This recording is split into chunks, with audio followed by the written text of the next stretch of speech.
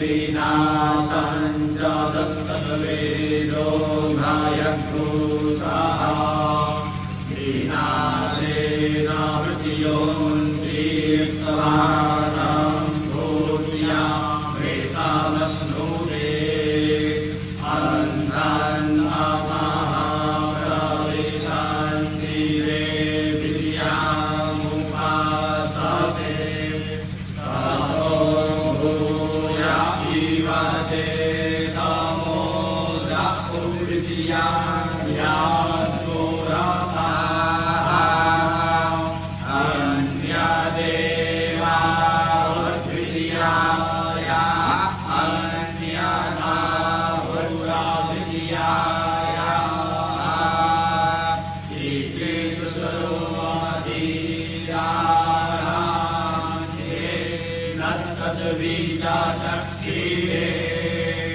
विद्या